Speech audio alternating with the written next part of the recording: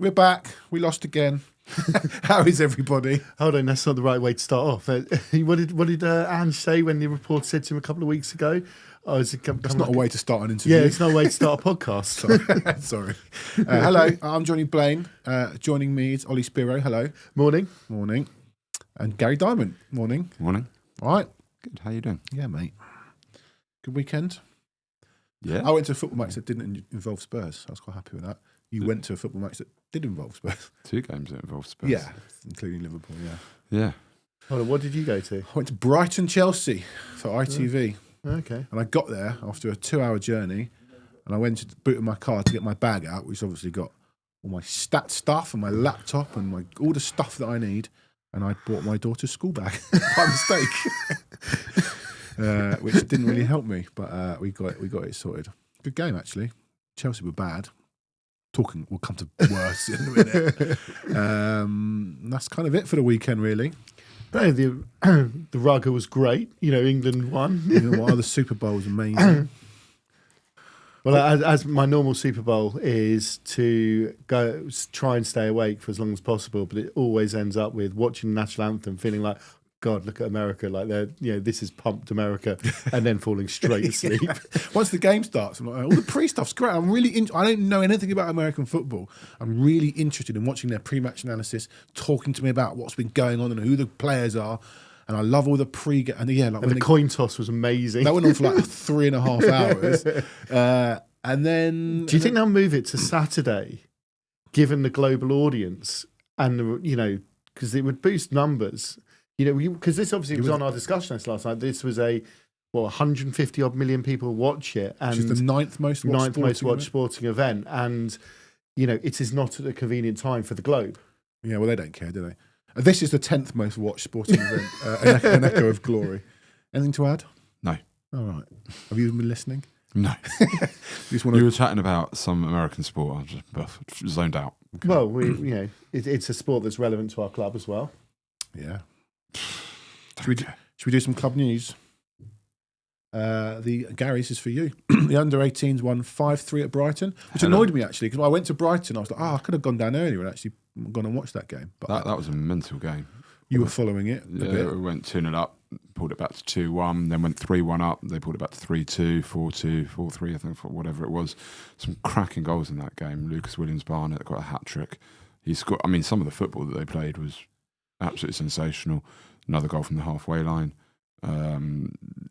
Like Donnelly-esque. It was actually moments after Donnelly's goal. He's done that a few times, Williams-Barnett. No, it wasn't Williams-Barnett that scored that one. Okay. But Donnelly scored a couple from the halfway. Obviously, he scored. He scored in he scored in a game at the stadium. I don't know what game that was. But I think is it Liverpool in a cup? Was it Liverpool? I think. Yes. That puts the under-18s right back amongst it in terms of their season, and they could go on to have another good season. And so what you like, it is a big part of the club, and it is an important aspect of the club 100%. That youth is coming through. Homegrown players, we've seen the consequence of not having homegrown club-trained players in this European squad, and they've put in a lot to the youth development, and it is going to start to show in the coming years with the likes of you're seeing Donnelly out there, you're seeing these kids winning tournaments, and they are an impressive. I mean, we talk about Mikey Moore. This Williams-Barnett already, I think, is going to eclipse Mikey Moore, and that says something. One of his goals was the one that I think the move you alluded to had like 3 back heels in it as part of the move, which was nice. One for the Spurs purists. Just to interrupt, Daniel Pincus asks a question: how do we find out what time the pod starts each week? I don't know. I was still trying to figure that out myself. Very good question. Monday, normally around 10 o'clock UK time. Friday, though we won't have one of those for a while until we get back to the Europa League stuff, around about the same. Just keep your eye. Just I don't know. We're here. Check the socials. Check the socials. Around about 10 o'clock, Daniel, UK time. Right, 21. Well, he obviously knew because he's on. Well, they should. If you're a subscriber, you'll get a notification on your phone or your laptop or however you watch us. Like Janet at Anfield. Michelle Lawrence welcomes back Gary. Missed you last week. Oh, thank you, Michelle. Oh, you made him smile. First time he smiled for 2.5 weeks. As Joe says, hit the notification bell. He's right though. We went up to Anfield. I should have sent James this picture. A bit of a shame. I mean, happened to end up sitting next to this lovely lady who turned around and said, "Are you Gary from Echo Glory?" I was like, "Oh, I've been recognised." She was like, "Oh, I always listen. It's great." And it's a shout out to Janet. Thank you very much. Yeah, Shame Janet- about the result. Janet, one of our members. Janet braved it, I think, to the end. I mean, I don't know. I certainly left before Janet did. I had a bar to get to in Liverpool City Centre that was far more fun than Yeah, watching well, Tottenham. We'll come back to that game in a minute, just briefly. More nice comments before I carry on the club news. Pilch58, one of our regulars. Is the pod limited on time? Could you do longer? You don't really want to hear from us longer, do you? But all right, Pilch. But we can't because of the wonderful Launch Pod studios here. James, the producer, has other pods that come in after us, talking about other things that go on, not just Tottenham. But seriously, tune into that one because it's, Well, I think it's pretty a different- spicy. I think it's a different one today, but the is it? the self care club, yeah, yeah. Turn the lights off. Made me tune in. blush. But no, we can't really do much longer. And also, I think we've kind of come to the decision that I think an hour and 15 is enough of us. Yeah, I think the waffling. intention was actually when we started, because we weren't doing these live shows, and the intention was it was supposed to be a commutable listen.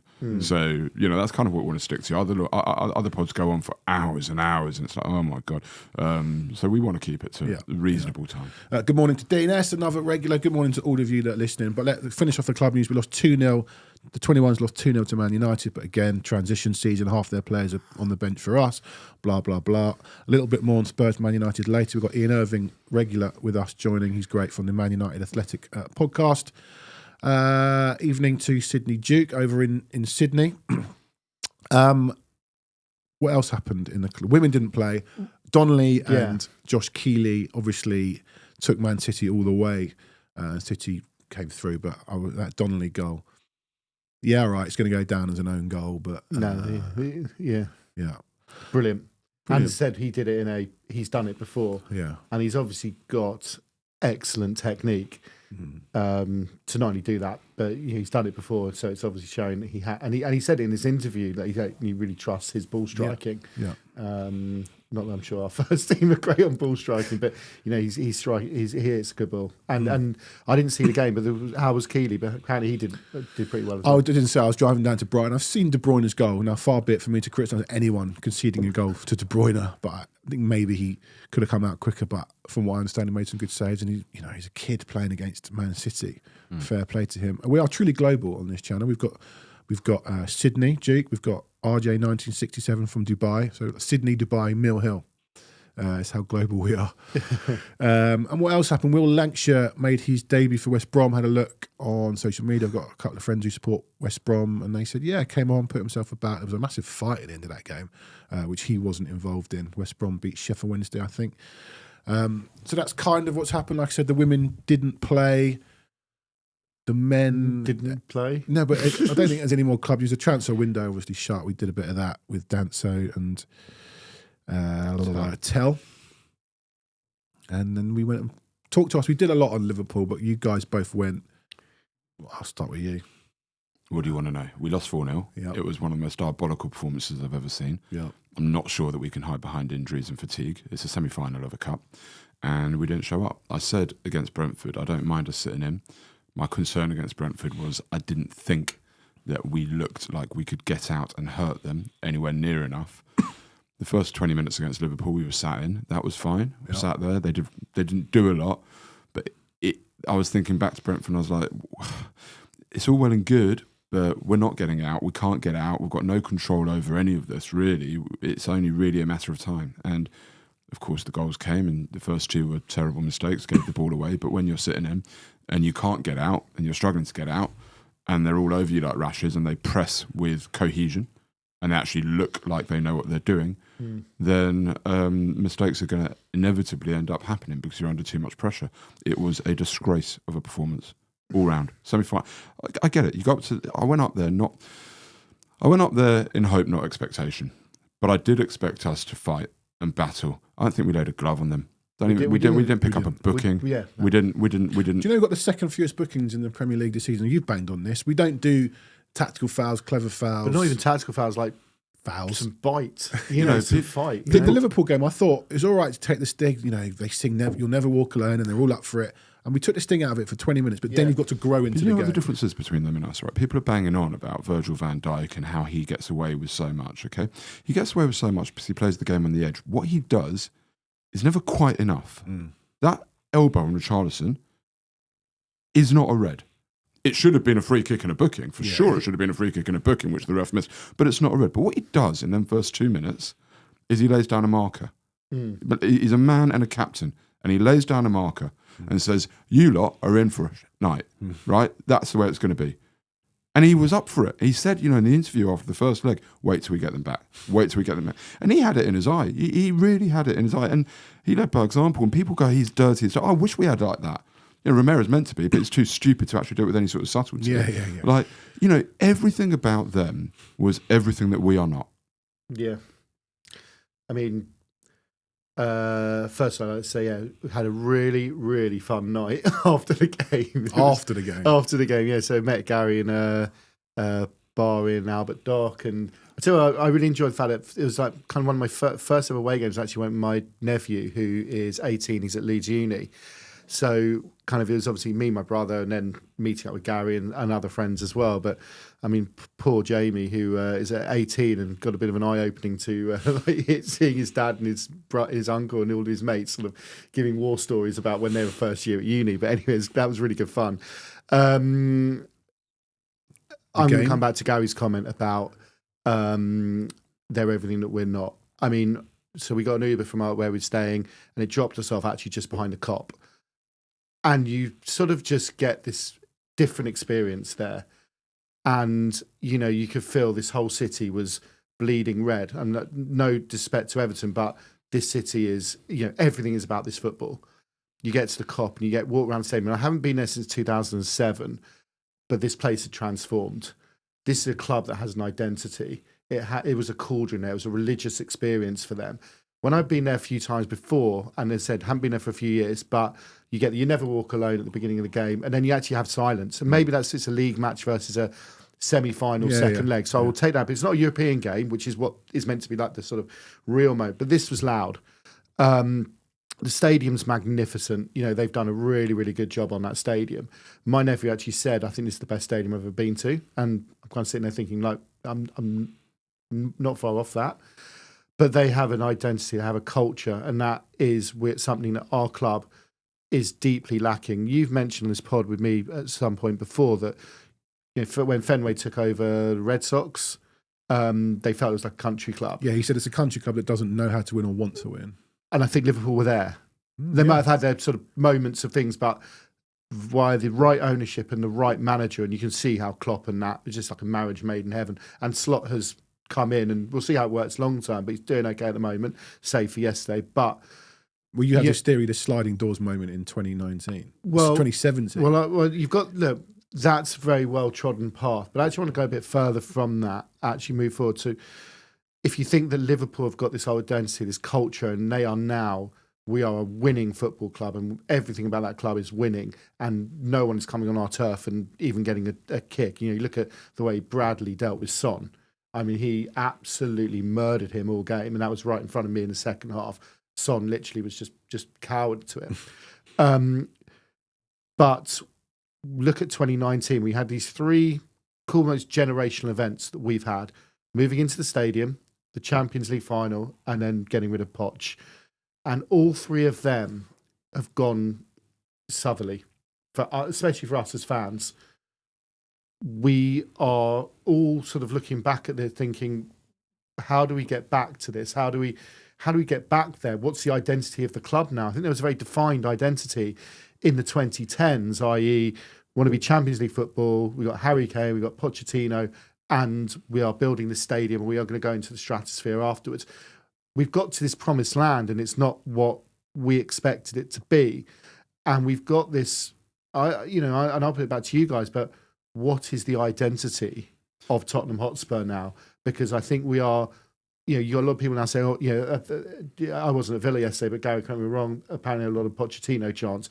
Just to say, Pochettino's got a great job with America, to manage a club, manage a country in a World Cup is at a home World Cup is an amazing thing. He's not coming to us. I think the Pochettino stuff was maybe just a chant about better times as well. Yeah, it was. But what's our identity? Well, they tried the win now managers, which didn't work. The identity at the moment is to get that monkey off our back.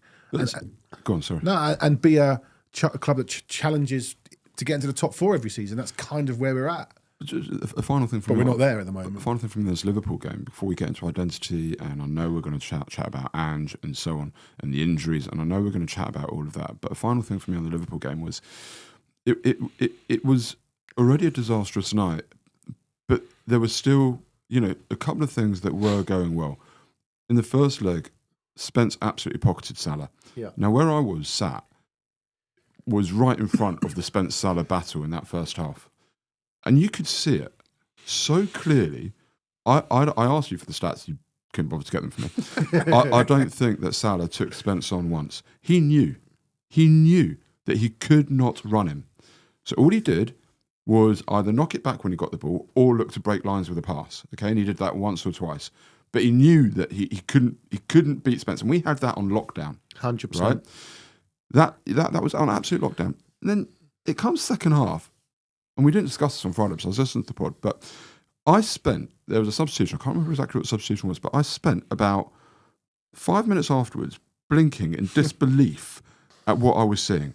At the fact that he took Spence out of left back, away from Salah, who was terrified of him. Like, literally, you could see it from where I was. From first leg to second leg. Yeah, you could literally see it in Salah. Salah had no interest. He had no interest in taking Spence on. Move Spence over to right wing. Takes Gray, who is not allowed to play in midfield, right, and puts him at left back. Poor kid. Right? Like, literally, you could have kept Spence at left back, put Gray into midfield, and I can't remember exactly in my head He took off what it was. Basuma and But Sarr. the whole thing was you bring on a sub and you've moved 3 players out of position when you could have actually had 3 players in their positions in order that you don't play Gray in midfield, and you weakened our left-hand side.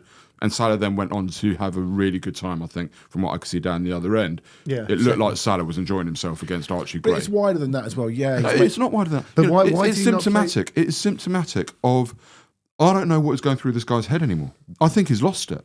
I looked at that substitution, I was like, you've lost the plot, mate. Like, you've completely lost the plot. Your refusal to put Gray into midfield, how you can move Spence away from Salah when he had him absolutely pocketed, right? Like, how you can put Spence right wing.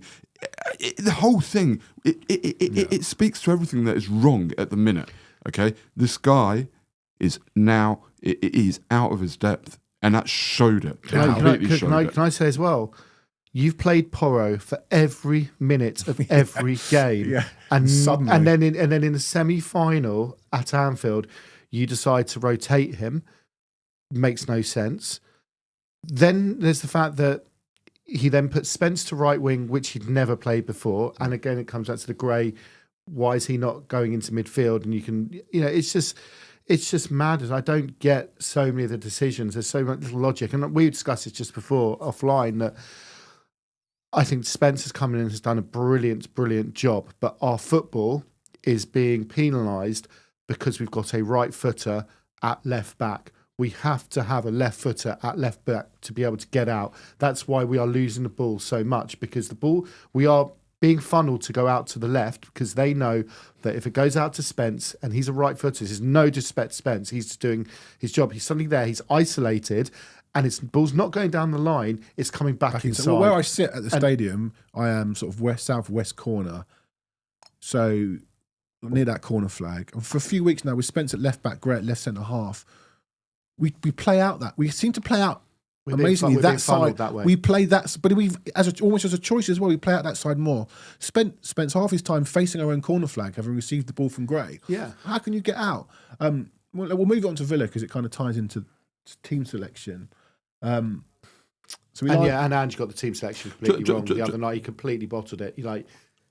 Playing that 3 midfield as he did. I cannot believe he didn't play Bergvall, because Bergvall had got under their skin. Yeah. They were annoyed with him, and whether he'd lost it or not, or got booked or whatever it is, fine, he'd have shown some. Well, it was the first time we'd played Basuma, Sarr, and only the second time in our history those were 3 started together, and the first one we were 4-0 down at Anfield. So go figure. I just want to pick up, a couple of people are saying Ange was looking for solutions at the point of that sub. I think we were 2-0 down, so 2-1 down in the tie at the point of that sub. So I don't think it's about solutions at that point. It's about hanging in there. We were struggling. Hang in there, be a goal down, even going into the 80th minute, and it starts to get jittery from them. Yes. It's not about necessarily finding solutions. Just hang in there. Yeah. And what you do is you take Salah out the game because he is their main exponent. And against Gray, it just changed everything, I thought. So I'm not sure I agree with that. I think it was just really, really poor tactical change. Putting Gray into midfield in the semi-final, I don't know, like we're at a point, somebody's put, should we have put Gray into midfield in the semi-final? Would that have made sense? I just think we're at a point, you're looking at Bissouma and Bentancur. I know you love Bentancur. I love Bentancur. Doesn't look like the same player. Frankly, they can both go as far as I'm concerned. And for me, between now and the end of the season, the first two names in midfield should be Bergvall and Gray. And in the semi-final, Gray's the one. He's the future. Get him in there. Let him man up. What's going to happen? So we get beat. We got beat anyway. Who cares? So what? Let's actually go down with something positive. It was pathetic. Yeah, like pure confusion, as Pilch says there. It's pure confusion. I don't think he knows how to deal with it. The three of us have got more experience of two-legged cup football than Ange. I was trying to work this out. I was trying to work. I was trying to work out. We've been involved with Spurs watching two-legged football, both with away goals and without away goals after extra time, as it used to be in the semi-finals of the League Cup. We've seen a lot of football, and Gary's point there, and I actually said this just before about being 2-0 down. I said this to my brother and my nephew in the car. Would you take being 2-0 down going into the 75th, 80th minute because you are still in the tie, and we know they are going to be coming all guns blazing at us. We know that the first half is going to be brutal.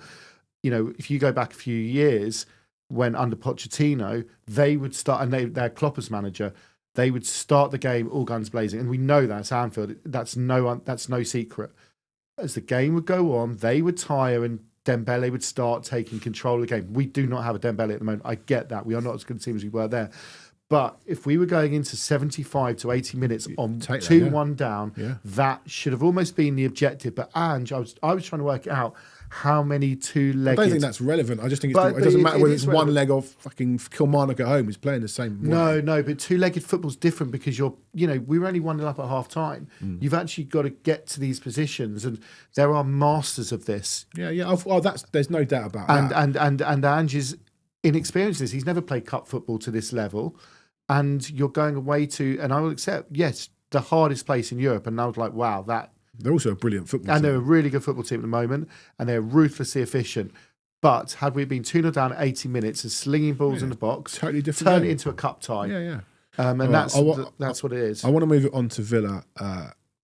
We lined up yesterday, Kinski in goal, Porro, Danso, Gray and Spence, Bergvall and Bentancur in front of them, and in front of them Moore, Kulusevski, Tell and Son. We talked in the car before this, Ollie. We went in the car together on the phone.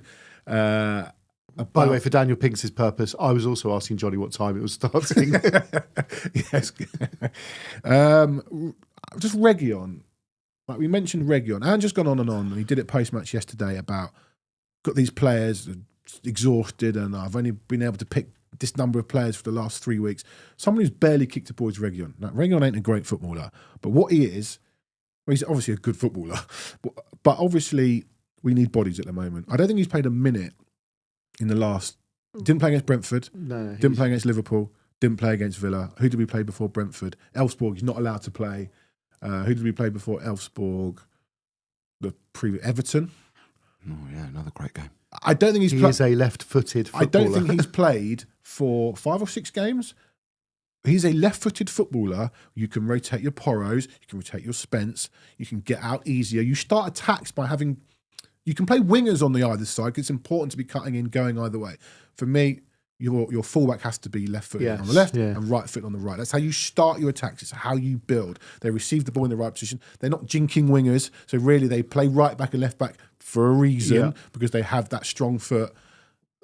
I'm not saying we win the game because Sergio Reguilon plays, but to whinge about a lack of players and have a senior footballer who's not kicked a ball since, and I'm going to find out, I think is... And if you're going to play Tell at left wing, which he did yesterday, I'd rather Tell was running onto a ball that's gone up the line than it's coming back inside into trouble. And this is exactly what is happening. So Reguilon hasn't played. He came on against Leicester. Actually did all right when he came on against Leicester. Hasn't started since Tamworth. We've probably played like 7 games since then. The point, look, we're not saying Reguilon's the answer, but I think you need a left footer, left back. And it comes back to my sort of thing about Ange. The fact that he's got this sort of like just disdain for... Right, so Ollie, on this comment, George Penner, Reguilon is not the answer. Using Reggie to beat Ange is opportunistic. If he had left in the summer, everyone would have been happy. I wouldn't cared if he left, but he's here now. And while we're talking about having no bodies, the bloke's still a Premier League footballer. A former Spanish international. Do you remember when we all upset the Real Madrid might have their buyback exactly. clause? I'm not saying I want the bloke to be the starting left back. Again, it's all about rotation. You've gone on about rotation, for the lack of rotation in the squad all season. And I don't know. I just feel he's not helping himself on that front. No, and he's sitting there last night and after Liverpool with the excuse of injuries, and that's what it feels like he is clinging on to at the moment. And if we had been, as I said, blowing teams away or even just winning regular games with our full-strength team, then it might hold water and people say, oh, we were only a few points off. The season had only really started, but even then, we had dropped 2 points against Leicester with a full-strength team. We'd lost to Newcastle, only Van der Ven was out. We'd lost to Arsenal, Van der Ven was back. You know, that was a full-strength team. 4th game of the season, 3rd or 4th game of the season. We barely laid a glove on them. We didn't lay a glove on them. We lost to Palace with a very strong team. We lost to Ipswich with a pretty strong team. And this whole time, he didn't rotate. And this whole time, you know, people are saying it's unlucky, the injuries, but the injuries have carried over from last season. It is now consistent, and you have to look at how much we're running versus other teams in and out of possession, and how much they are training hard in order to achieve those levels of fitness. There has to be a direct knock-on consequence of it. People saying it's not Andrew's fault, it's unlucky. You cannot overwork these players. It's too much.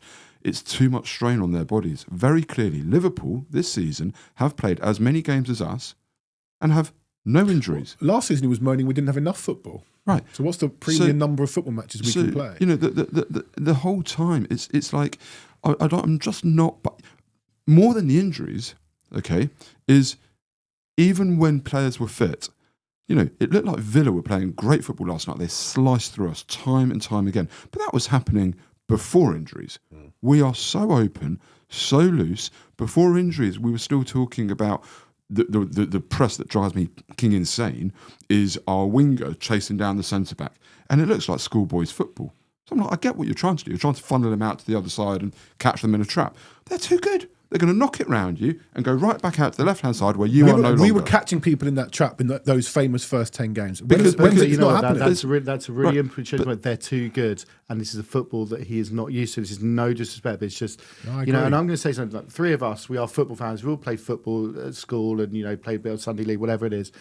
But there's a reason this is Premier League football, because the nuances and the level is so high that the funnel has got rid of everything, and it is ruthless, it is relentless, and it is an extraordinarily high tactical level, and that's why some people flourish and some people fail, and there are things that we do not see. We watch it as fans, but I think everyone's going on about how amazing the youngsters are doing, but we'll pick up on what the youngsters are doing when they're got the ball, and I think that's a lot of fans will watch the players when they've got the ball, because that's what you're automatically drawn to that. Yeah. We don't understand a lot of the when the players don't have the ball, the shapes, this, that, and the other. We probably understand it to a level.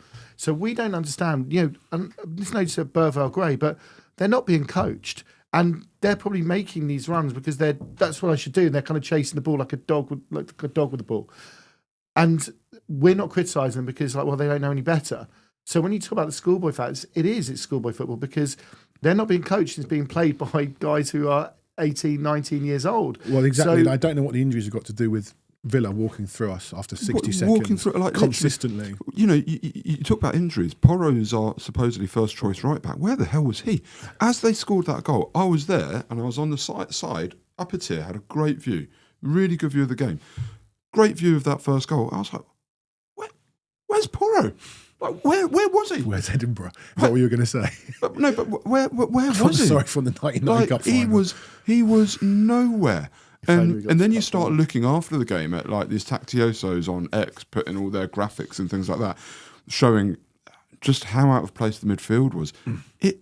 This is not about injuries. This is about poor coaching. It's about poor tactics. It's about players not understanding their jobs and their responsibilities. You can talk about injuries being a problem when the team on the pitch is well coached and doing what it should be doing, but doesn't have the quality to win games. But this isn't about us not having the quality to win the games. Correct. This is about us not being coached at all. Dean says Villa yesterday didn't have their centre forward, defensive midfielder, or centre back, and constantly even went off injured. They are coached by a proper coach. Yeah. Well, I tongue in cheek last week when I read out the team against Liverpool announced that they all played Czech Republic under 21, whatever. Because these are international footballers, and yes, every Premier League team has international footballers. These are badly coached. Really badly coached footballers, and you can see it. The press is all over the place. There's no cohesion to it. We get the ball, and it looks like, it strikes me. And it last night was really stark, but it has been continuing to strike me that teams look like they can get through us really very easily. Apart from Brentford, who I think just had a really bad day, but generally teams look like they slice through us very easily and don't have to work that hard. We look like it's a real struggle. We can't get out, and I think that's got a lot to do with the the right-footed left back, because we're being squeezed in. You go back to the Arsenal winner against us. A lot of that happens, and again, this comes back to our understanding of the game versus what Ange should be there, and he's not. He's just not doing it. And then the other element as well is that, coming back to you saying the team lineup, saying Bentancur and Bergvall sitting in front. No, they weren't. No one sits in front. I mean, the amount of times that the opposition are two passes and they are straight in on our back four. I'd say sometimes one. Yeah, well, the long ball over the fullback it's unreal. Pilch says, as a team, we're horrible without the ball. I'll extend that. I think we're horrible with the ball. Yeah, we're now horrible with the ball. We were talking about this the other week, about the fact that what is Ange ball meant to be? It's meant to be that fast, aggressive football that absolutely cuts teams open. We're not seeing that. When did we last see it? We're not seeing that. I think we last saw it when we were in that period where we kept going behind at home and having to turn it around in the second half. So we have blitz moments. This is the point. People are defending Ange, saying the injuries. Outside of the injuries, if that is what somebody's falling back on, what on earth are people seeing? Even when we didn't have injuries, we have lost something like 22 games. 21 in 46. 21 games we've lost out of 46 all competitions. That's disgraceful. Yep. That is a badly coached team. Yep. That is not to do with injuries. That is to do with players not understanding their jobs. That's to do with a team that is too easy to beat and finding it hard to score. Correct. There is nothing good about this football team at the moment. Even the most rubbish team. I mentioned last night that saying it's another great result for those who believe in we've only lost by one goal. That sect. But that's even more damning because we're kind of somehow still in a game and we're not even turning results around. Yeah. And even the most basic of teams will turn a result around. And I said a couple of weeks ago when we'd only lost 12 in the league, thinking that a better manager turns 6 of those results into 3 draws, 3 wins. Yeah. We're not even there's clearly nothing happening from the bench. There's no, you look at a lot of managers, you look at that Lego prick down the road. He's calling timeouts every couple of minutes, constantly talking to the players. The other teams are there with their iPads or with whatever it is. Ours are sitting there. There's nothing happening. There is nothing happening, and I just think they're all just flummoxed. And it's not.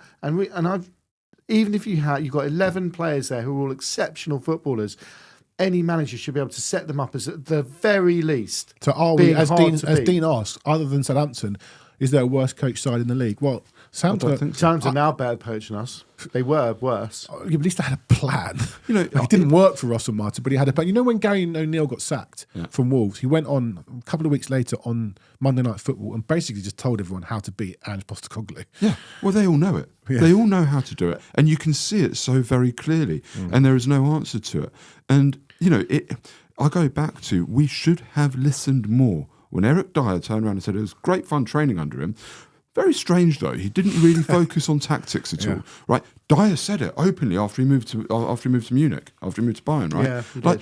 And you sort of pass it off and think, maybe he's just trying to implement his plans at the minute. But actually, the guy doesn't focus on tactics. This is a poorly coached team. But we've had people ask, is everybody now Ange out? I'm firmly Ange out. I don't really care what happens, but it's kind of a moot point at this moment in the season. He's not going. He's not going. He's not going. He's here to the end of the season. Yeah. And, the only thing that he can really hang his hat on now is the Europa League, which we were favourites to win that competition when the season started. We now have a stronger squad registered than the one when the season started. So I don't think Ange, I genuinely believe this, I don't think Ange has any excuse to fail in winning that. I don't believe we will win it because we are so poorly coached and it just How can you doesn't say look that he's like got it. no excuse? Like, He's got no excuse. no, but it's not. We're not. He's That, got- we're not. We We are now down Yeah, to but- very few games left of the season. The squad's coming back fit. We were hot favourites to win it before the season even started. We have a stronger squad now registered than when the season started. Why should we not be favourites to win that competition? I'm not saying he should win it. I think he actually should win it. Sorry, I'm saying that he should win it. Yeah, you are saying he should win it. If he doesn't win that, he's got nothing. I mean, this is Well, it's correct. just He's poor. literally But the got reality nothing. is, it's not a question of Ange in or out anymore. He's here to the end of the season. Yeah. Got to suck it up. We're going to be sat here many more times between now and the end of the season going, that's just rubbish. I think if we'd lost, With the odd game where we go, well, that was good. Yeah. The other team played right into our hands. And that's what it'll be. It'll be we'll lose 3, win 1 kind of thing. And I think the Brentford game might have saved his job because I think if we were out of both cups having lost to Brentford, the panic button might have been hit. But Brentford probably keeps us up. We probably weren't going down But anyway. it doesn't, there's nobody else we can get. There's nobody else we can get at this moment of the season. the problem is, you go back to the beginning of the season, Jake Sanders said, if you're already talking about a game to save your job, you're gone anyway. We're just in purgatory. And and I've got to say that, it has been exhausting. 2.5, going back to Ange's comments last night about Sunday, Thursday. It's been exhausting. I know, for we fans have to do this watch pod it. twice a bloody week. Exactly. And it has been exhausting watching Spurs. This is not a fun watch. No, I'm not entertained. I don't enjoy other teams scoring goals against us in any way, shape, or form. I absolutely hate every other club in existence. I hope they all destroy themselves and the Spurs win everything. But, we have to beat them at some point. And we have been absolutely taken a piss out of. And what's even worse, I'm on a WhatsApp group with a Geordie, 2 Gooners, 2 Villa fans. I'd leave that group if I were you. Yeah. And the thing, when that group started, we were above all of them. And they don't even take the piss out of us anymore. That's even worse. That brings me even worse. Is this Ollie, that brings apathy. me to another point. Last night on Twitter, everyone was talking, not everyone, people were talking about, if Villa have moved ahead of us now. Listen, Villa have been relegated. They've been down in the dumps for a few years. They've got Monchi's great. Emery's great. They've signed some good players. Villa haven't. All right, they've moved ahead of us slightly. They've had 1.5 good seasons. It doesn't take much to turn that back round. No, I don't think Villa are that great, right? You take a look at what Emery's done when he took over from Gerrard. Took the same squad and turned it around. You take a look at what Redknapp did when he took over from Ramos. A lot of it comes down to the coaching and the tactics and getting from the players what's needed, and this guy ain't getting anything from them at the moment. Daniel Pinks has asked, because I'm talking about the Europa League, haven't I already put my tickets to Bilbao? Yes, I have, because I firmly believe that we are the strongest, if not one of the strongest squads in that competition. Did you book your tickets because you firmly believe we are one of the strongest teams in the competition, or Yes. just because it was cheaper? No.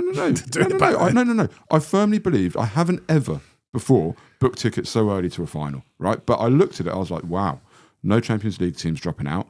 I'm looking at that going, if we don't get to the final, that's a failure. In my view, people can pick me up on that as much as they want. In my view, if we do not get to the final of that competition, it is an utter failure. Rangers and got we to the should final be a there. couple of years ago. That's how absolute tosh getting to the finals, right? And that was when Champions League teams were dropping out. I'm looking at this and I'm going, if we don't get to the final at the beginning of the season, I'm looking at, if we don't get to the final, it's an utter failure. I'm looking at it now going, and just banging on about when we get our players back. Okay, mate. Well, when we get our players back, we have a stronger squad now than we did at the beginning of the season, registered for the Europa League. So what would be your excuse for not getting to the final? We should get there. So who do we play? We play the winners of Alkmaar, Galatasaray, or Sociedad Midtjylland.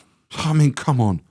Galatasaray are Well, we talked rubbish. after we lost to Galatasaray, we said we'd beat them over 2 legs. Yeah, we lost to them with a tosh team. I mean, they took us apart that night and we got a bit lucky. Well, the one thing is we could be 3-0 down rather than 3-2. Yeah, but you could be 3-0 down to Galatasaray and be 4-3 up 10 minutes later. They are crap. Yeah. They are really, they are not good, okay? Let's face it, right?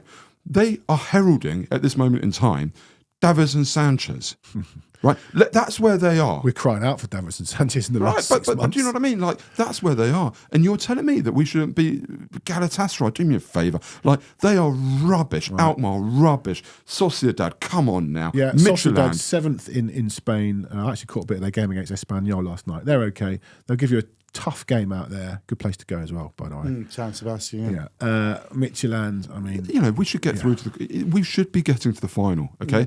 And if he doesn't, it is an diabolical failure. It really is, in my view. I have a different view We on can't that. play United until the final. Yeah, we can't. All right? We can't play United to the final now, okay? And the Europa Cup gets us into the Champions League, and it is so important now. It is so important. Because, we've now got... So he needs to wise up. He actually really needs to wise up. And funnily enough, actually, the tactics that he plays may actually work in this competition because the teams are poor. They're actually not very good. So actually, if we play Orange Ball or something remotely similar, we'll probably get enough goals to knock the team out. I've got a different view to you. But we also know away goals. Michelle, listen. Sorry, Michelle says here, I don't have the same confidence as you, Gareth, so I don't trust Ange to deploy the tactics through. I don't have the confidence. No, I don't have the confidence. I'm not saying that he will get there. I'm not backing him here, Michelle. I don't think he will get there. He will fail miserably. And he will get knocked out because he's an idiot.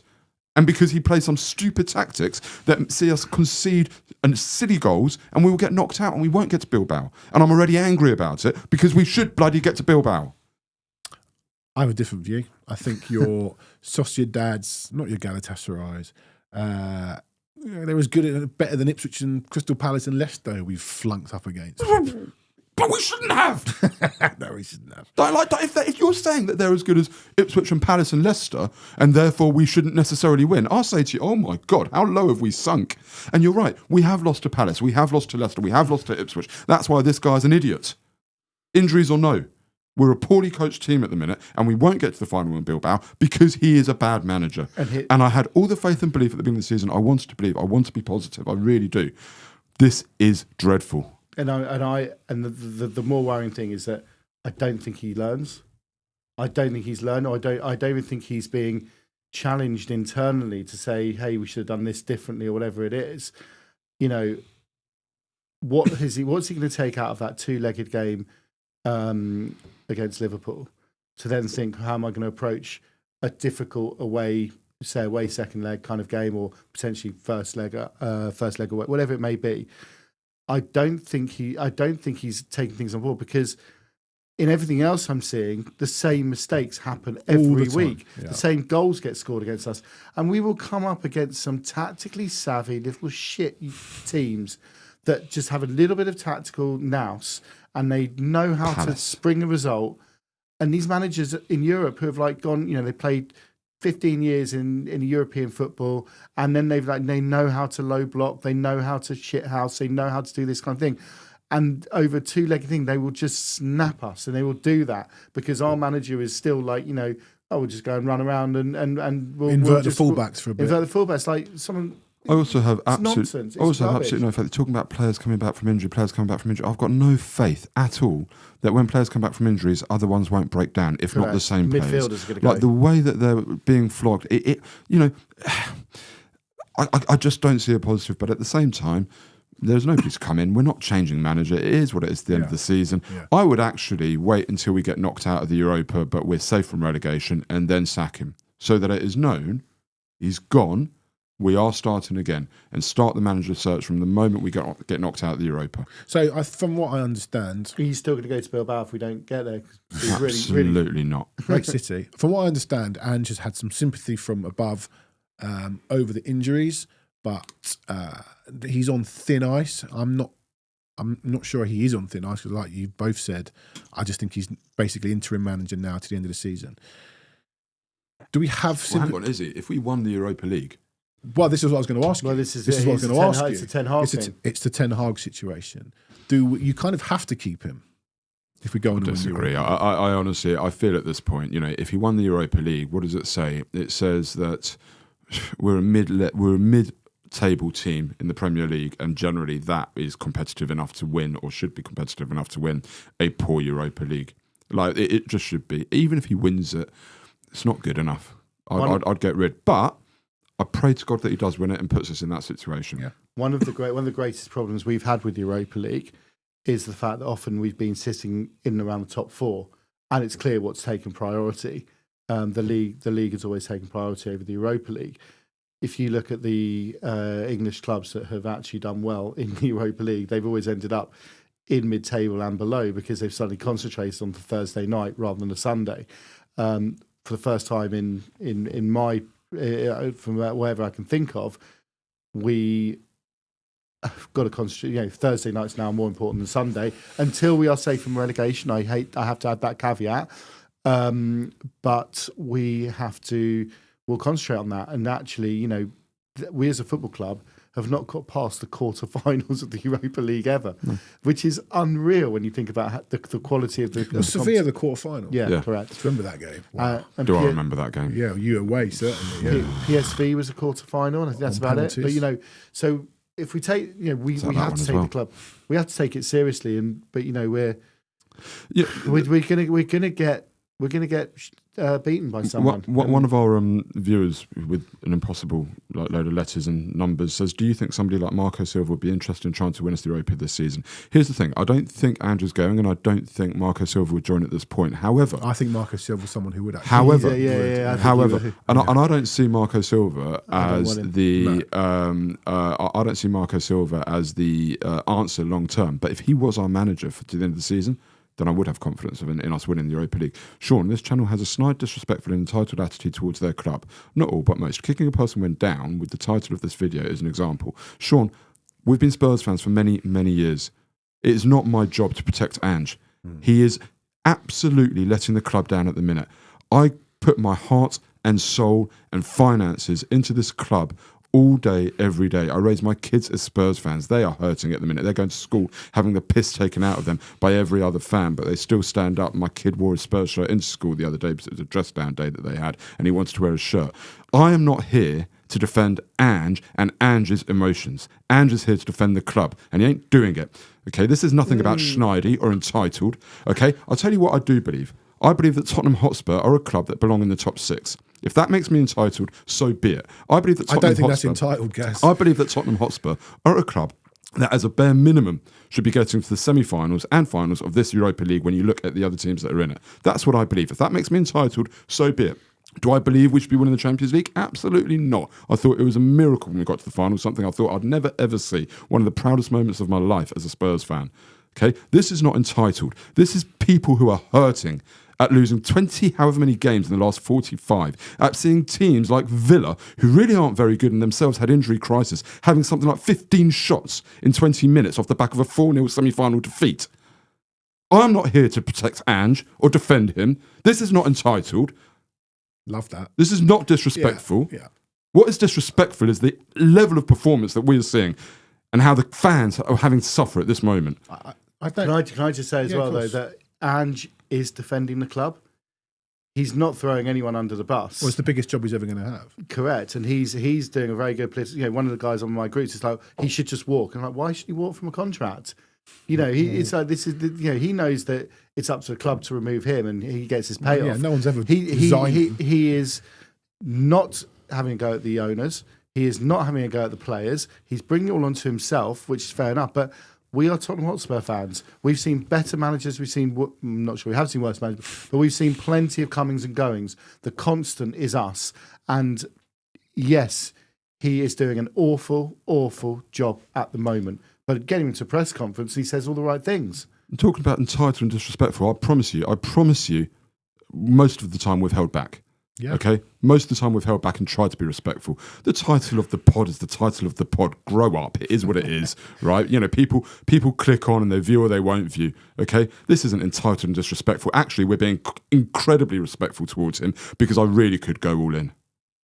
Yeah, I think I don't listen to other pods. I'm not going to sit here and say with the least Anger and entire emotion makes for a lack of rationality, mate. Go on. I've travelled back from Liverpool. I've travelled back from Villa. I've travelled back from a number of home games. If you think I'm sat here and acting off pure emotion, and that's what's driving my thoughts at the minute, you're wrong. I sit there, I process, I analyse. I come in and I make my points. Okay, this isn't some off-the-cuff emotional reaction to what I've seen. This is, I come and I spoke about the press from the right wing, the press looking not cohesive, the fact that this isn't about injuries, it's about bad coaching. That's not a reaction.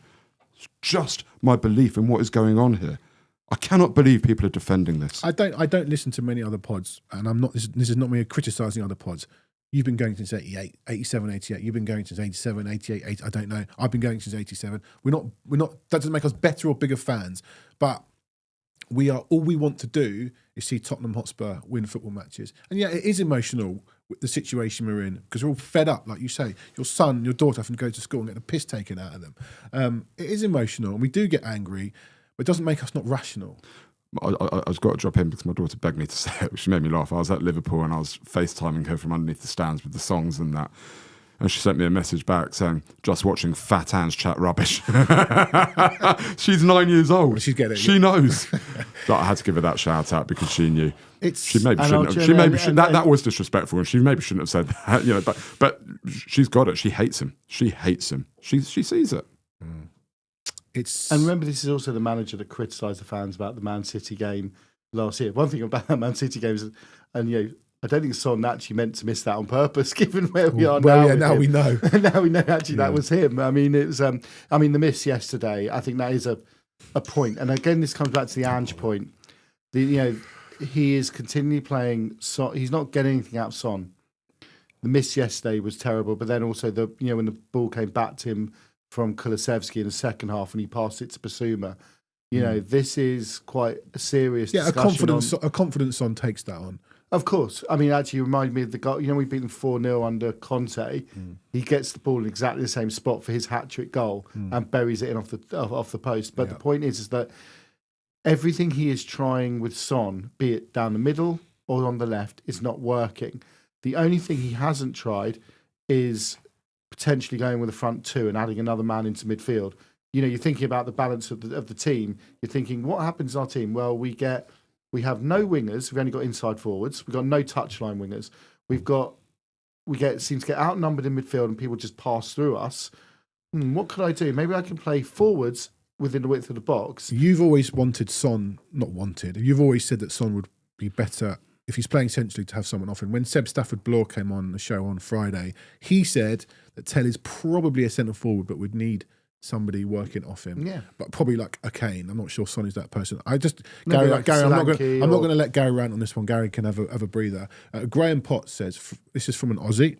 Ange's history, he wins a trophy in his second season. Well, can I just read this out? Go on. Ange's history is he wins a trophy in his second season. Well, maybe Celtic and Yokohama Marinos with a full squad, not with a full team out with injuries. Again, my theory on injuries. He had it at Celtic. He had it with us last season. He's having it now. I won't go on and say what he says. We've repeatedly said this. And I think Ange gets so defensive because he's come in and he thinks people don't respect what he's done at Celtic and Yokohama Marinos and wherever else he's been. I think that's why he gets so defensive in press conferences. And quite frankly, now we're starting to see that he may be a little bit out of his depth.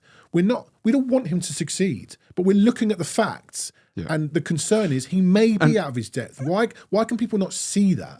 And look, you have to start having evidence based behind it. And your evidence at the minute is he always wins in his second season with a full squad. But if you start looking at the evidence behind it and you start actually piecing it together, okay? When Ange joined, you showed me a thread the other day, Johnny, about when Ange joined. Somebody wrote a great thread about how Ange's tactics will get exposed in the Premier League. Yeah, John McKenzie. Yeah, wrote a brilliant thread about it.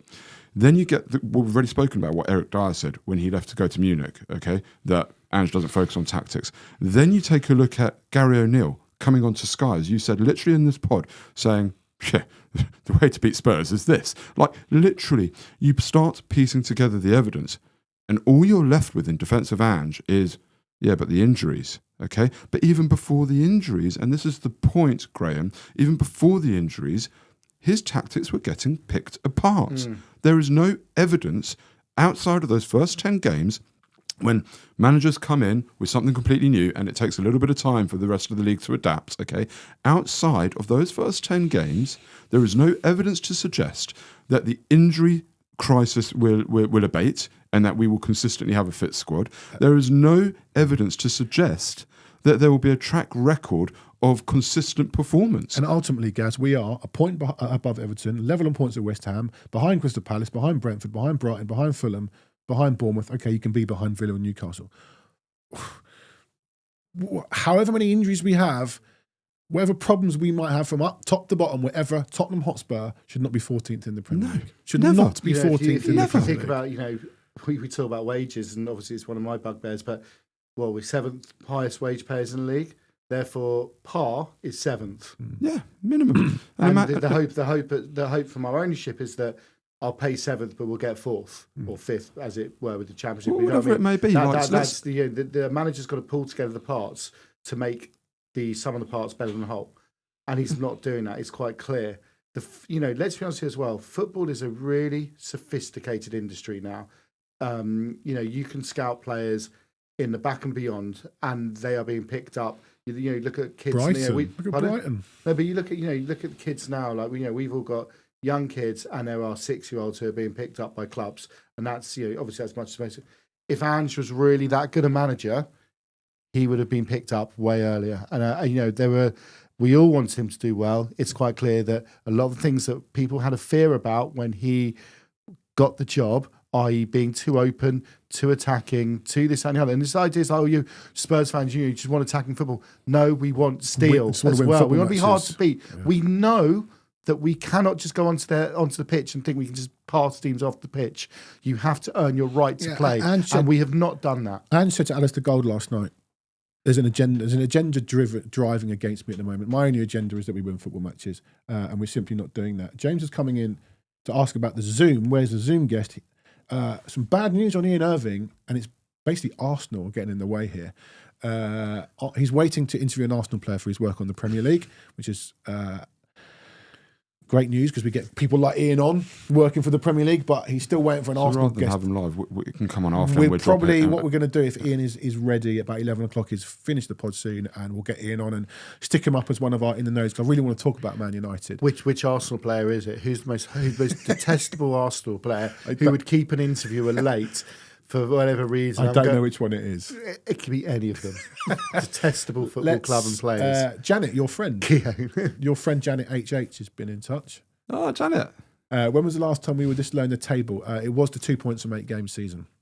But that would have been at the beginning of the season. No, we obviously turned it around. We were still, I'm fairly sure. No, but we ended up like 8th or 9th, I think, that year. How many either way. After 24 games in that season, we were exactly 14th. I don't know if Janet. I don't know if we can get that photo, but I didn't send it to the producer. I should have done, but that's us at Anfield, and it was lovely to see. Very nice. James Robbins is on. He's just probably woken up. Good morning.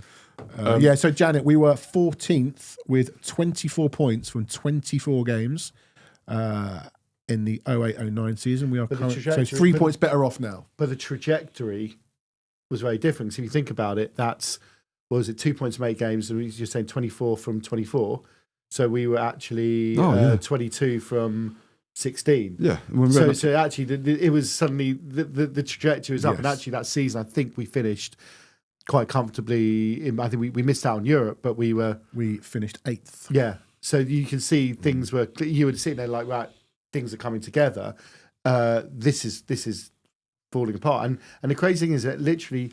You have a half football, and you're like, oh my god, this is the last days of Rome type scenario.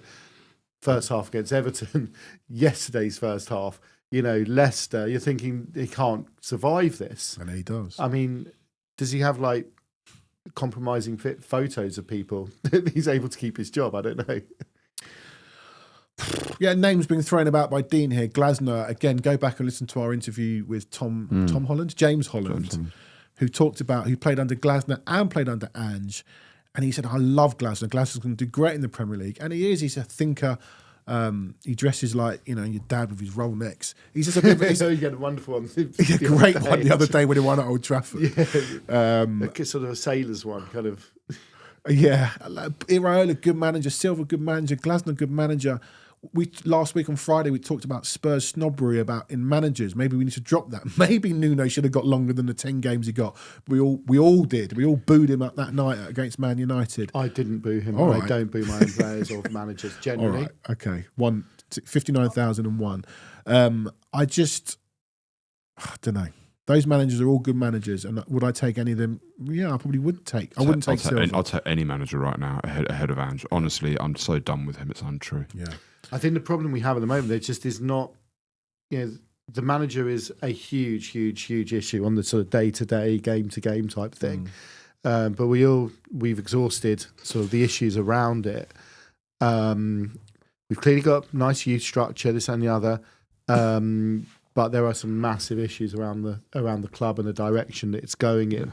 Not everyone is pulling in the same direction, and that's why every fan you speak to has got a different opinion, because no one can really see what the future holds and how we're going to get there. Yeah. I can see what the future holds. Absolutely, I can. I think we've got the makings of a very good squad. I really do. I think we've got the makings of a very good squad and a competitive squad. And I think if you got a manager in there who, was semi-decent, I have absolutely no doubt would be minimum 7th in the league.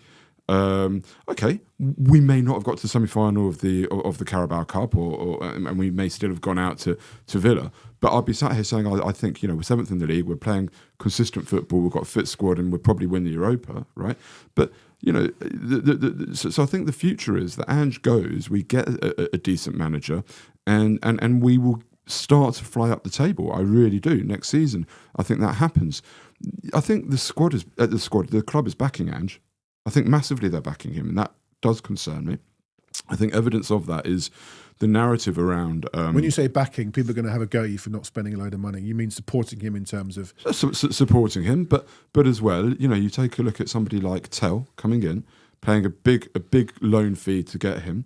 But the narrative around that transfer is the narrative of a club that's backing Ange. You wouldn't normally have a club allow... This deal was dead, but Ange turned it around. I can tell you, right? I've worked in sales all my life. As long as the other person is still picking up the phone, the deal ain't dead. Yeah. Right? If the deal was dead, Ange wouldn't have had the opportunity to speak to Tell. So the fact that Ange had that opportunity to speak to Tell says that Tell was still in it. He was maybe contemplating and thinking. He was happy to take the call from Ange. Happy to take the call from Ange means he wasn't out of it, right? And he liked what Ange had to say. But for the club to allow the narrative that, it felt like they were giving Ange a win with the fans. That's what it felt like to me. Because that deal was not dead. Because it couldn't have been. It couldn't have been dead. So I think the club are backing him. That worries me. But, I do see a future with this. I don't want to talk about whether Tell stays or goes, whatever. But I think we've got the makings of a good squad. We've got great kids coming through. And I think in the next couple of seasons... the future is bright. We just need a manager that isn't a complete A couple of people have asked on the comments, what does changing the manager again, how's that going to help us? Another rebuild. Well, for me, I've said this before, any manager gets sacked in any club, any level, it's a rebuild because you have to start again. I don't buy this rebuild stuff. Any new manager comes in, you have to start again. The reason you sack this manager is because you probably finished in double figures in the Premier League, and we said it on here, the Premier League... Cups are great and we all want them, but you're 38 games in the Premier League. That for me sets a marker for where you are. Yeah, absolutely. And going back to that comment, Gary Bex picks up and says, but Ange basically said exactly that, Gary, that the future is bright. No, I'm talking about a future, Gary, without Ange. Okay, I'm not talking about a future with Ange. I think you saying he can't turn it around? 100%. I don't think so. He might win the Europa League. I still don't think that's turning it around because, as I say, I think a manager worth his salt with this Tottenham squad has a very good chance of winning the Europa League anyway, right? I think if he wins the Europa League and we go into next season with Ange, I think we'd be 10th. Nowhere. Nothing. Blech. I think one thing as well, though, that people have to understand is that when they talk about, oh my God, we're going to have to get another manager in, it's going to be a complete rebuild. It's like, I don't think it is. I think we've got somewhere between okay and a good squad. There are some glaring holes in there, and we need some leadership. Midfield needs rebuilding. We need some leadership, and the midfield needs surgery. But I don't believe we're going to go from Ange to Jose again. If we might go from Ange to slightly dumbed down version of Ange, who's actually like I still believe in front foot. I think we pressing go Ange, Iraola, Silva type. I'm not saying those are the names, but that type. Silva to me is actually too far the other way. Yeah. And actually, he is closer to Jose. Yes, he is, yeah. You know, we don't want to be going for I hate these phrases, but pragmatic. I think we're going to have a more savvy, tactically aware version of Ange, probably younger. I've said this to Johnny a number of times offline. I'm really struggle with how Ange got the job originally. I've looked, I've since, as it's been falling apart recently, I've been looking at it thinking, so the Tottenham job spec a couple of years ago when they were looking for a manager would have been someone who needs to be tactically dynamic. Well, he's not. He is a fixed tactics man, and their DD should have seen that he literally plays one way and doesn't change, where everyone knows that Tottenham are not going to have 22 players where they're 11 and 11, because as soon as you have the drop down from team B, a B player comes into the A team, you have a drop down and that tactic becomes flawed. You're going to have injuries, you're going to have suspension. So you cannot be a system manager at Spurs. You have to be someone who is really clever tactically. Why just Spurs? Why not anywhere? Fine. I'm talking about Spurs. I don't care about anyone else. There's the other element as well that they're going to say, they would have said, this is your budget and this is the wage that we're going to be paying. Because if I was being interviewed for that job, you're interviewing your employer as well. And you're going to be saying, right, well, and if they're going to be saying, yeah, we're going to have a wage cap at this sort of level, maybe more, dare I say, aware managers of the market here would be saying, like, you're asking me to finish fourth, but you're asking me to get players that are in this tier here of payment structure. I'm not sure that's going to work. And she's obviously like, yeah, but more importantly, you can say we are going to be focused on youth. We are going to be buying young players to grow them. Now, this is the thing. Ange has never been, and I hate this phrase well, project manager. He's come in, he's played for 2 years, he's run them into the ground. And actually, look at the Marinos job. Halfway through year 3, he'd injured all the players, and they had to, and he left because they fell apart. There's nowhere. The most interesting part actually, he was the young Socceroos manager from 2004 to 2007. Now he's come on the back of when they call it their golden generation, like post Viduka, Kuhl, blah blah. So if you have implemented brilliant youth strategies, you would expect a number of Aussie players to be playing in top European football. They would be picked up because, as I went back to my point earlier, that there are... You're going to really piss off our Aussies on here. No, I'm not. I'm just saying this about him, not the Aussies. Support Tottenham, not Ange. But the point is that... And then he got sacked because they didn't qualify for the World Youth Cup in 2008. He got sacked in 2007. And had that aggressive interview, didn't he? And then he had the aggressive... So I'm sitting here thinking that and then we wanted this notional project manager who's going to be here for 5 years. So where in your CV have you been at a club for that amount of time? Where have you brought through young players? And nothing fits. Fundamentally, it doesn't fit. And you're sitting there thinking, so how's this appointment worked? Well, because how's this whole appointment strategy worked? Because the more you see it, the more it's exposed, and now all the issues are coming through. Because I don't think he's ever really wanted to bring the youth players through. Well, but you sort of hit the nail on the head, right, at the beginning about the process of appointing Ange. And this is interesting because I just Googled this and I thought I was right on this as you were saying it. One name that did not come up in our management search. Everybody's going, we couldn't find a manager, that's where they ended up going for Ange. One name, this is what does worry me about going for a new manager. One name that did not come up in our search was Adonai Iraola. Ange was appointed on June the 6th, 2023. Iraola was appointed on June the 19th, 2023. You telling me that if we had gone for Iraola, he would have gone to Bournemouth ahead of Tottenham? Not a chance. No. Not a chance. He'd also leave Bournemouth for Tottenham in the summer, I'm convinced. So this is a concern for me, right? How have we gone, how's it gone that wrong at the board level and the data-driven, all of that stuff? How have they gone, Ange, not Iraola? How's that happened? right? And Iraola is less known. And I get people go, if we'd appointed Iraola, you'd have all gone mad. I don't agree with that at all. We appointed Martin Jol, who nobody knew. Pochettino was somebody that, he'd done okay at Southampton, but people weren't behind that appointment. I don't agree with that at all if people say, if we'd appointed Iraola. What I do think is they were looking for a specific type of manager, and Iraola fell into that bucket. Very much so. If you looked at his data, which they must have done, and how he plays, he fell into that bucket, and he wasn't linked. And he went to Bournemouth a week and a half later. Yeah. Well, I just want to come back. So Billy Foray is saying that he won the Asian Cup with Australia, but that's Australia's seniors, I believe. And I'm just saying, if you really do the due diligence on the jobs he's undertaken, he's more Conte Mourinho-like. Yes, he plays more attacking football, but his outlook and the way he runs his job is much more Conte Mourinho-like than it is early Pochettino. And we go back to what manager do I want? I want Pochettino that came in 2014. I don't want Pochettino now. I want the 2014 guy, because part of this is the journey into the unknown, and that's got to happen from the manager as well. And just a couple Iraola, and I said this last summer, he gives me those early pot tries. Same. A couple of people have talked about Hoeneß. Again, go back, listen to Seb. James Robbins asked him about Hoeneß, and Seb gives a lovely answer on Hoeneß. Guys, we're going to wrap it up. We haven't really talked about Man United. Still trying to get Ian Irving on. We might be able to do something on that. James is saying we can't do something on that because he's got another pod coming in. You can. The other pod's coming in. I get that.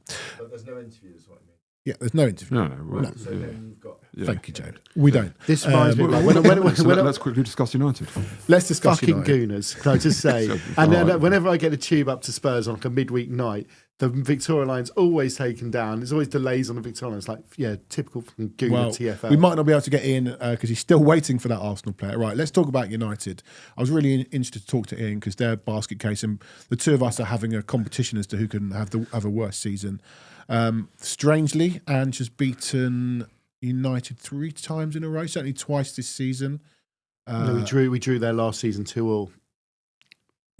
Your boy Benson scored. We drew their 2-1. We beat them at home. So he's not lost to United. We beat them at home, drew away, beginning of the season. Yeah. We're going back to his glorious first 10 games. United missed 2 absolute sitters at 0-0. So we got the results, but you were sitting there like, this is but that was his first home game. Yeah, of course. The sun was out and it was great. How do we see Sunday going? He's talked about 3 or 4 players coming back. Who are those players going to be? I mean, they won't be back because they're not in training at the minute. Well, he said they are. So who do you think they'll be? So I think they will be in training. I don't think they'll be back. I think Odegaard is apparently meant to be closer. Vicario is meant to be closer. Johnson, great. Who cares? I mean, hopefully Maddison. I don't know who they are. I don't think you're going to see many changes. It's not Romero. It's not Van der Ven. It's not Solanke. And it'll be interesting because actually, with 7 days break, regardless of who's back and not, I don't think Ange can use the excuse of these boys are knackered. You've now got 7 days. So actually give them the rest and recuperation they need, and let's see a performance, regardless of who takes to the pitch, regardless of which players are back and not. The 11 players that are out there have got enough about them to go and beat United on the day with 7 days rest. Yep. I can beat United. I mean, they're really, really poor. They're really poor. The Man United podcast equivalent to us is probably saying we can beat Spurs. They're really, really poor.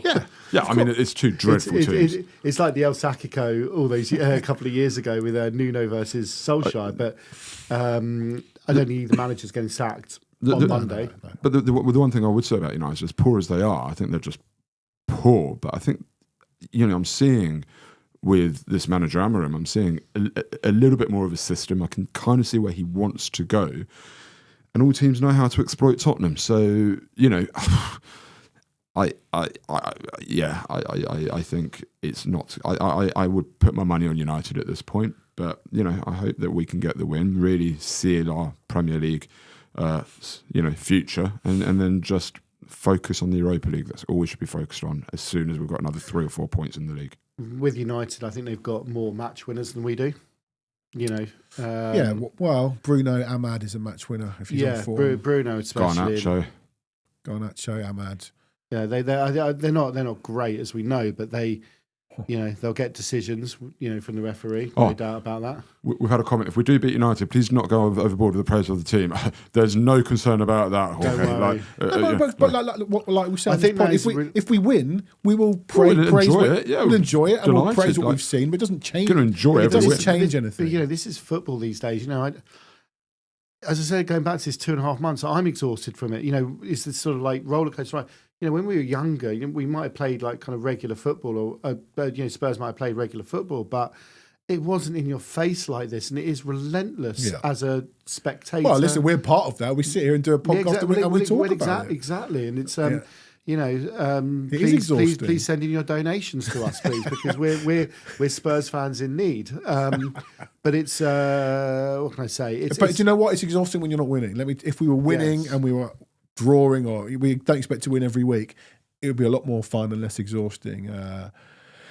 If you're winning, you have a better podcast than me. Ollie. Well, as Gary says, you know, he was hoping we'd cheer him up. I'm afraid there's not much cheer. I don't really know what to say. We've had criticism for it today for being miserable and moaning, but. Gary's been to Birmingham and Liverpool. I've been to Liverpool. You know, this is.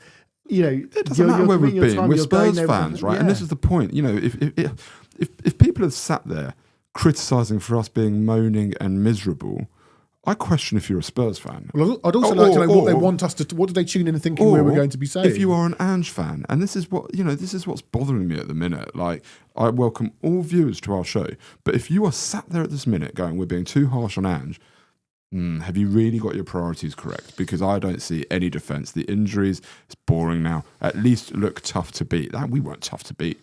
Yeah, that's it. At least be tough. I hate being beaten. Yeah. I hate losing. But be coached. Be tough to beat. Look resolute. Go down fighting. That's pathetic. 2-1 flattered us. It could have been 4-0 after 20 minutes. Well, exactly. And you know, I had no confidence going in because I knew whatever the result on Thursday night would have been, it was going to be too much. It was a bridge too far. You know, I last night I thought to myself, you may differ now. I've been Ange out, I think, longer than you, but longer. I would love him to turn it round, and I would love to sit here in November, December, whenever he's turned it round. I've got no problems with saying I was wrong. I'm sat here now saying I was the other wrong. way, right? If he turns it around again, wins the Europa League, is here next season, and we are second or third in the league, flying with no injuries, playing great football, hard to beat, I'll be like, wow, I'm so thankful. Correct. Do you know what I mean? I'll be the first one and I'll be delighted. It ain't going to happen. It's a really important point because part of the defence of Ange was like, look at Arteta and Klopp in their second season. Is what I was going to say. It's like, well, you might be on the train, but you're going to the wrong station. You know, that's exactly what I was going to say, Ollie. I would love to turn around to all those people I've criticised and laughed at for pointing out that Arteta had that run, and I've gone, doesn't mean anything. I'd love to turn around and go, oh yeah, do you know what? Yeah, maybe we're in that situation now. Ange had a terrible second season and he's turned it all around. I can't see it. I would love nothing more to be coming on this pod every single week, rejoicing at the wonders of Ange ball, whatever that might be.